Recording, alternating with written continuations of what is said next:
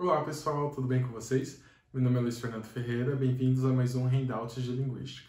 No vídeo de hoje vamos discutir o terceiro capítulo do livro Understanding Minimalism. Esse livro está disponível na Amazon, então se você tiver interesse, eu vou deixar o link na descrição do vídeo. Então vamos retomar o que os capítulos anteriores abordaram. No capítulo 1, o livro apresentou um panorama de GB que será o ponto de partida para esse livro.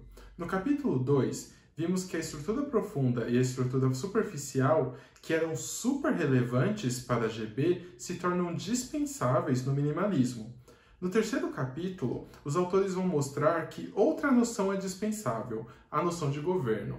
Lembrando que a noção de governo era tão importante para a GB que ela inclusive está no nome da proposta, Govern and Binding. No entanto, quando passamos de GB para o minimalismo, a noção de governo não é mais necessária.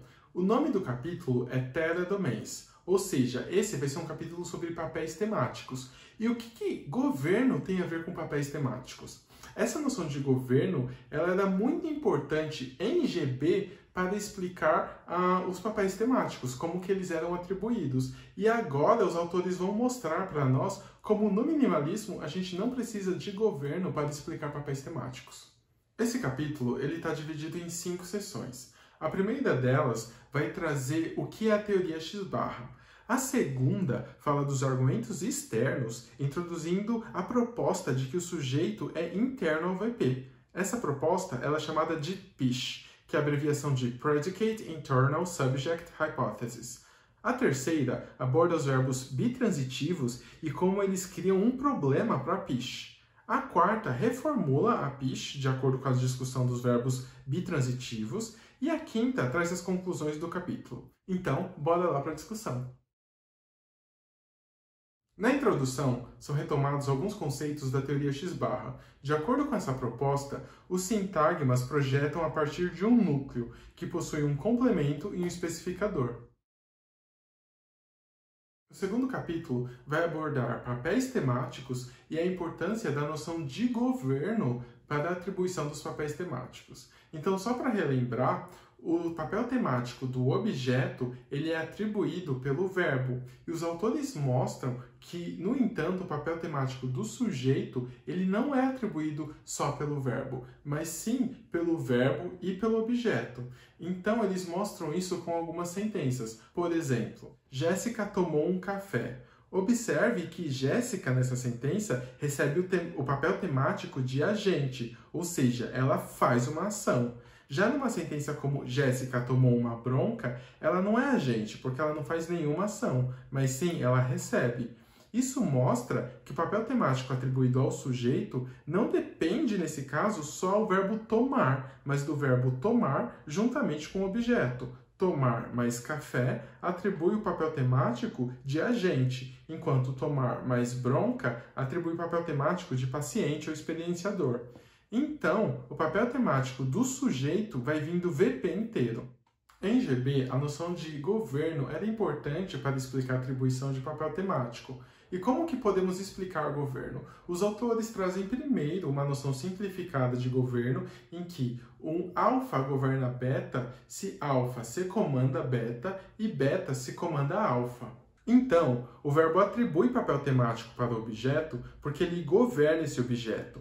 Mas o sujeito ele está mais acima na estrutura, então o verbo ele não governa e não atribui papel temático a ele. A projeção V barra, que é o verbo mais o objeto, governa o sujeito. Então é essa projeção que vai atribuir papel temático ao sujeito. Por esse motivo, a gente assume que o papel temático do sujeito ele vem do verbo mais o objeto. No entanto, sabemos que essa projeção ela não é tão simples assim, porque é uma projeção extra para a flexão verbal. O sujeito ocupa a posição de especificador dessa posição. Aí, o VP não o governa mais e não conseguiria atribuir papel temático a ele. Ou seja, para que o VP atribua papel temático para o sujeito que está lá no especificador de IP, ele precisaria governá-lo, e ele está muito longe. Os autores tentam modificar a noção de C-comando para M-comando e fala que governo não considera C-comando, mas M-comando. Na prática, isso possibilitaria que algum item governasse algo que está mais longe. Então, o VP governaria o sujeito que está lá na projeção de especificador de IP e poderia atribuir papel temático a ele. Porém, os autores trazem outras sentenças para mostrar que essa substituição ela não traria os resultados adequados. O jeito é assumir PISH, que, como falamos na introdução, é a abreviação de Predicate Internal Subject Hypothesis, ou seja, uma hipótese de que o sujeito é interno ao predicado. Nessa proposta, o sujeito nasce interno ao predicado e se move posteriormente para a posição de especificador de IP.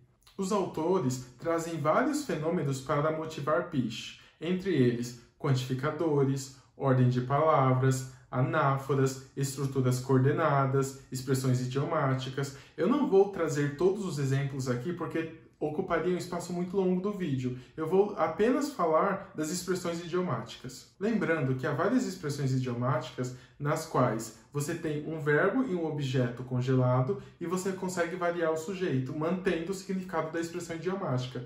Por exemplo, em Maria bateu as botas, você tem bater as botas, que é uma expressão congelada do verbo bater com as botas, que é o objeto, e você pode variar esse objeto, como Joana bateu as botas, Lucas bateu as botas, mantendo o significado da expressão idiomática. Se PISH estiver correto e o sujeito ele é interno ao VP, então a gente não precisa da noção de governo para explicar a atribuição de papel temático. Basta assumir que papel temático é atribuído em algum tipo de relação com o núcleo. A terceira seção ela vai discutir um pouco da estrutura dos verbos bitransitivos. Verbos como, por exemplo, dar, na sentença Maria deu o livro para João, que possui dois objetos, o livro, que é o objeto direto, e João, que é o objeto indireto. Poderíamos assumir uma estrutura na qual o verbo tem merge primeiro com o objeto direto. Então, teríamos um segundo merge dessa estrutura com o objeto indireto. O problema dessa estrutura é que o objeto indireto não é ser comandado pelo objeto direto. E qual que é o problema? A gente vê nos cursos de sintaxe que uma anáfora ela precisa ser comandada e a gente consegue colocar uma anáfora no objeto indireto referindo ao objeto direto, o que mostra que esse objeto direto precisa comandar o objeto indireto. Por exemplo, a sentença I presented Mary to herself, que a gente pode traduzir como eu apresentei a Maria para si mesma, na qual o elemento anafórico si mesmo retoma Maria, mostra para a gente que Maria precisa estar numa posição acima de si mesma para poder comandar essa anáfora. Ou vamos ter uma violação do princípio A, porque essa anáfora não vai estar comandada. Uma solução seria assumir que a gente tem essa estrutura em que o verbo tem primeiro o merge com o objeto direto e depois com o objeto indireto, e para termos a relação de comando necessária, o objeto direto se move para cima em algum ponto dessa estrutura, de modo que agora ele comanda o objeto indireto. No entanto, os autores mostram que algumas expressões idiomáticas, o verbo ele forma um constituinte com seu objeto indireto, mostrando que talvez a estrutura correta seja uma no qual temos o objeto tendo o merge primeiro com o objeto indireto. Uma maneira de assumir isso seria de que o objeto indireto está na posição de complemento de VP e que o objeto direto está na posição de especificador. Vimos que um verbo bitransitivo requer uma estrutura na qual o objeto indireto sofra merge primeiro com o verbo e que o objeto direto entre apenas na posição de especificador. No entanto, a proposta PISH requer que o sujeito esteja na posição de especificador. Então, a gente tem um problema com a proposta PISH e com essa estrutura que estamos assumindo no qual o objeto direto está nessa posição também. E como que a gente resolve isso? Baseado no trabalho de Hale e Kaiser, Chomsky propõe uma estrutura com o verbo leve, que seria fonologicamente nulo, ou seja, você não ouviria. Nessa estrutura, o objeto direto estaria se comandando o indireto, ou seja, isso estaria de acordo com os dados de anáforas que vimos para os verbos bitransitivos. Além disso, o verbo se moveria para essa posição de verbo leve, gerando a ordem que a gente vê nas sentenças, ou seja, de sujeito, verbo, objeto direto e objeto indireto. Por fim, isso seria compatível com o PIS, visto que o sujeito estaria dentro dessa camada verbal. A quarta seção vai trazer argumentos para reforçar a proposta de que há esse verbo leve nessa estrutura. Num dos argumentos, eles abordam o fato de que o verbo ele só atribui caso acusativo ao objeto se ele atribui também papel temático ao sujeito. Por exemplo, na sentença "O exército afundou o navio", é atribuído o papel temático para o argumento externo, que nesse caso é o exército, e caso acusativo para o argumento interno, que é o navio. Se a gente retirar o argumento externo, que é o exército, esse verbo não consegue atribuir mais papel temático para o seu sujeito e ele também perde a capacidade de atribuir caso acusativo. Por esse motivo, o objeto ele tem que subir para a posição de sujeito e a sentença ficaria algo como "o navio afundou".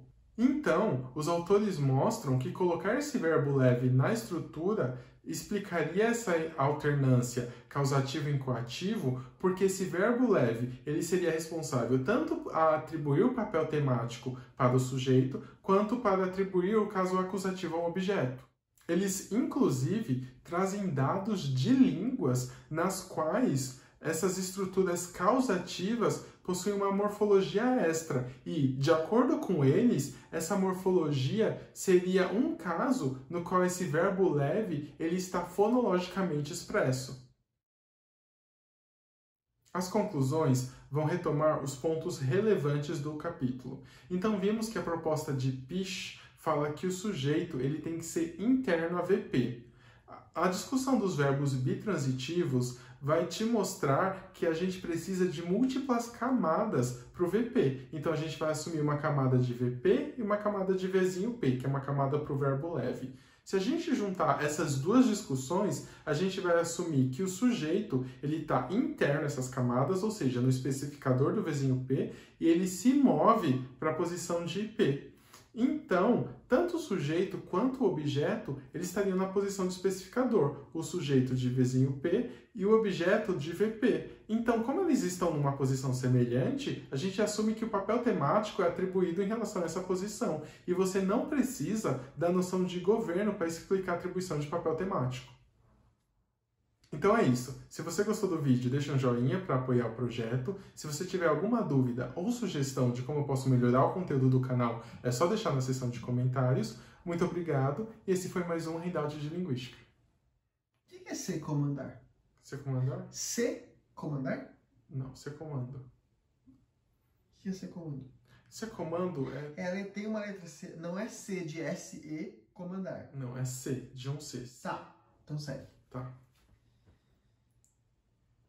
Você fala se comandar, não precisa se comandar. Aí dá a impressão que tá falando se comandar, sabe? De Não, si mesmo. C.